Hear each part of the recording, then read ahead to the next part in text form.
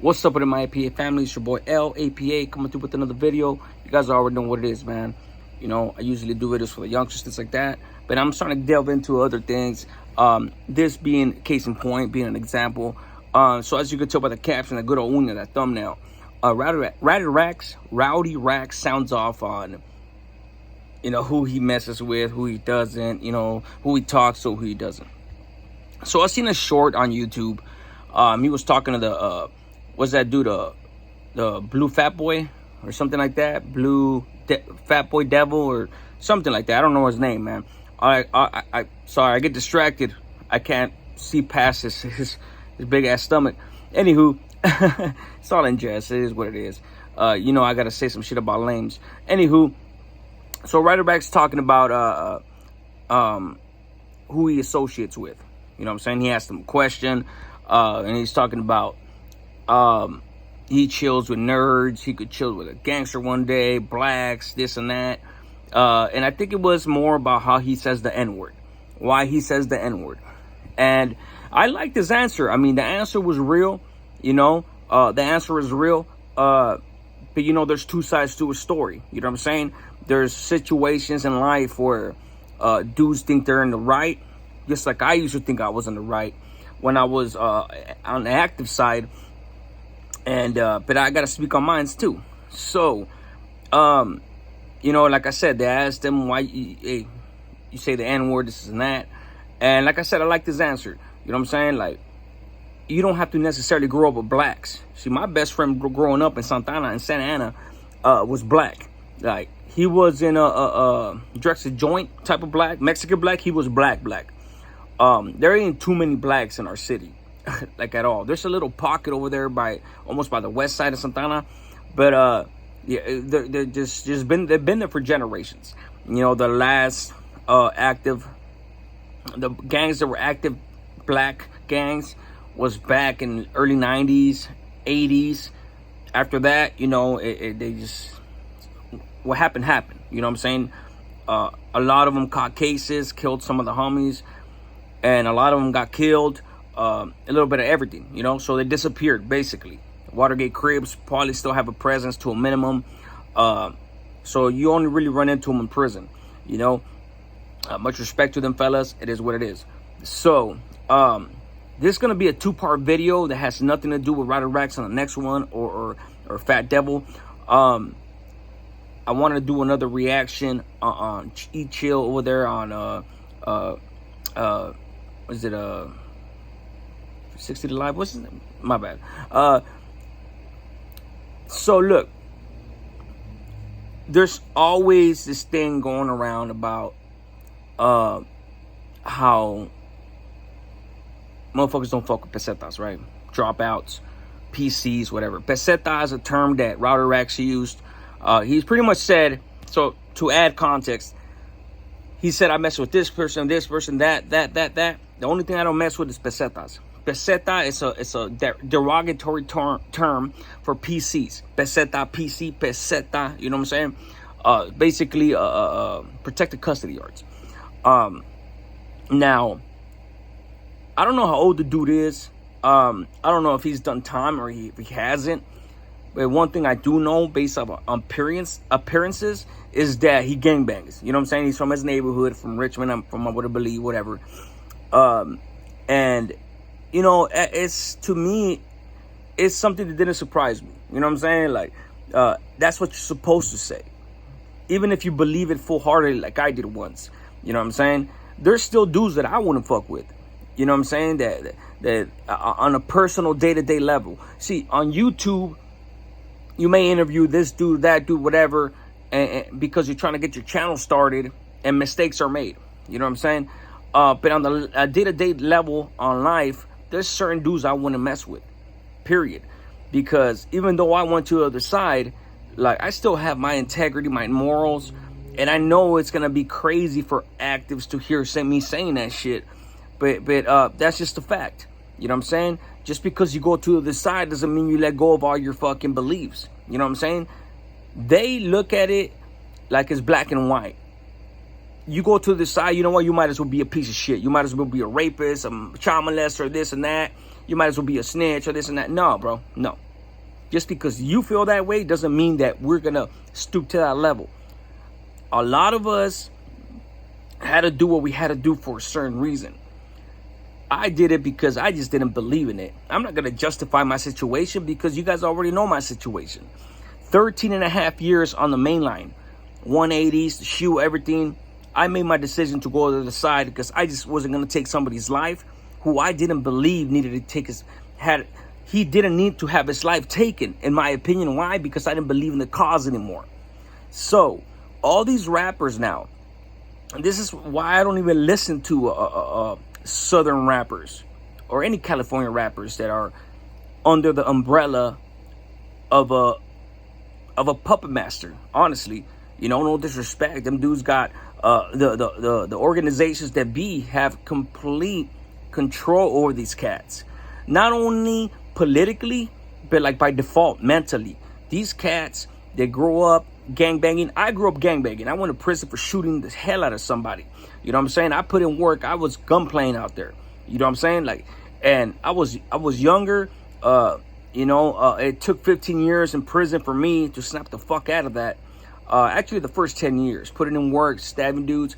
Before I realized, I was like, man, fuck this shit. You know what I'm saying? Like, I'm sacrificing my life over somebody that doesn't give a fuck about me. You know what I'm saying? The organizations that they don't care. They don't care about you. They'll use you. You already know what it is. You guys, deep down inside, anybody that's done time, anybody that has done time, they know, especially if they're on the active side, they know that deep down inside, them cats don't have your best interest at heart. They don't. They just do not. That's just a fact. They need you to do their bidding. They need you to basically keep their cause going. You know what I'm saying? For a very long time, Southern California gangs were independent until the whole takeover happened and the organizations that pretty much monopolized all the Southern California gangs. So all these cats that are being born, including me when I was born, that's what I was born into. That's what I believed. I thought that the organizations that were the same thing as my neighborhood, and come to find out it wasn't the same thing. We were just under their umbrella. They'll pick and choose to make whatever members from the gangs in Southern California, and the rest might as well be scrap metal. You know what I'm saying? They might as well be just expendable. You know what I'm saying? Send them to do this, do that, put it that. Feed you with the fucking crazy ass fucking philosophy of how it's about the raza, the camaradas, and this and that. When in reality, your own camaradas are the ones that are sitting there fucking snaking each other. You know what I'm saying? And like I said, I don't say that to disrespect them. It's just what it is. They know it's the truth. Being on the other side, bro, being a peseta, you know what I'm saying? I said that shit for years. Fuck pesetas, fuck this, fuck that. Ain't fucking never, homie. I'll never happen. I get it. You know what I'm saying? I was once there. By the time I went to the other side, before that, I felt like, damn, bro, I sat there and watched the whole system transform. From 2008 to 2019, the time that I did. I watched from there being almost no SNY yards, no peseta yards, to it being flooded by the time I went to the other side in 2017, mid 2017. And by that time, I was disappointed already. I was like, man, I'm cool. Fuck this shit. I was trying to parole active. I was in Kern Valley, New Delano, 180, A yard, 2 block. A pod, I think it was cell 220 or 221, the corner cell right before B pod starts. And albeit I got caught up in the motherfucking situation where my celly was the hitter. He was hitting fucking Galavo and all that shit. It was just a big ass mess. But my point is this: is like, dudes, I don't know if Rowdy Rax has done time. If he has done time, I don't know how how motherfuckers like him truly feel, because I remember thinking like, man, I know there's some good ass motherfuckers on the other side. At first, the first 5 years, fools were going to the other side. I was like, man, fuck these fools, fucking pesetas, this and that. The other 5 years, I was like, damn, I was half and half. The last 5 years, I was like, last 3 years before I went, I was like, man, there's some good ass motherfuckers that got caught up in some bullshit ass shit. They got pushed out. They got fucking betrayed. And they got used. And they got politicked on. And by that time, like I said, the other yards were full of gang members. They started their own gangs and all that shit. That's one thing that I hung on to. Like, I didn't need a gang on that side. When I went to the side, I started from fresh. You know what I'm saying? They had the gang members over there and everything, the 2-5ers, etc. And to me, it's like, nah, man. I had a couple of my boys that were non-affiliates like me, ex-sureños. Boom. We'll watch each other's backs. That's just what it is. The majority of the SNY yards, homies, they're not gang members. The gang members that are, I wasn't going to leave one organization that I didn't believe in to join another organization just for protection. Because on that side, each man is for themselves. You know what I'm saying? Yeah, the gang members back each other up. They put in their own work, whatever. They do what they do. They gangbang. Us, the regulars, bro, we handle our own shit, man to man. You know, when my boy wants to back me up or that, man to man. If we want to get down one-on-one, that's what it is. And that's going to be the second part of my video and reaction to Chill. Yeah, man. No, my bad that I got the channel of his name wrong. You know, it's been a long time since I've actually been on YouTube and shit. But I wanted to speak on this because I guess in closing, I want to say, like, dudes like that, dudes like Rowdy Rax, dudes like Fat Devil, they've never really done real time, you know? And all they know is, especially, you know, the social media, YouTube shit, there was a time where an active couldn't be on camera, period. When I was in prison and any type of interviews came to the prison and you allowed yourself to be interviewed, that was the end of your career. At the very least, you're going to get smashed on. At the very least. But now, they have the okay to have YouTube podcasts. There was even a senor from Orange County that went on Hood Stocks. You know, respect to him, no disrespect to him. I'm just saying, I say that to say that times have changed. Times have definitely changed. You know, they're losing their empire. You know what I'm saying? They're losing their grasp as far as on the prison yards in California. Obviously, they have a big stronghold wherever it may be.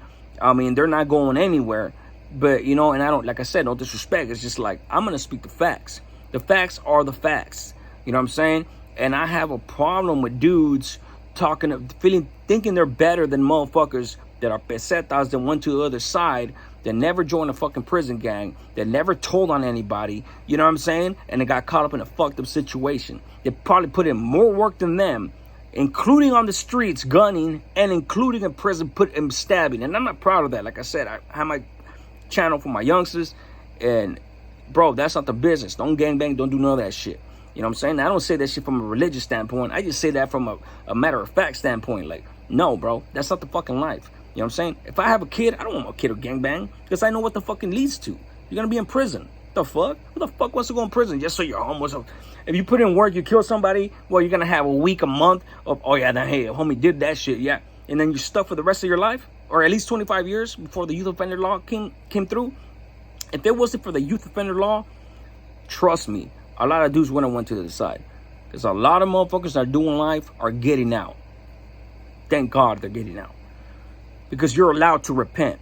You know what I'm saying? But yeah, man, all that using the N-word and all that, I don't have no problem with that. You know what I'm saying? Especially for rappers. That's the culture that you grew up in. We were dominated by fucking Pac, Biggie, Nas, all that shit. Bone Thugs, Eazy-E. So, you know what I'm saying? We don't say, Hispanics don't say the N-word in their songs out of disrespect. It's just, it's culture. It's culture-based. So I completely agree with that. But as far as the peseta thing and all that shit, these motherfuckers think their shit don't stink. They think their shit don't stink.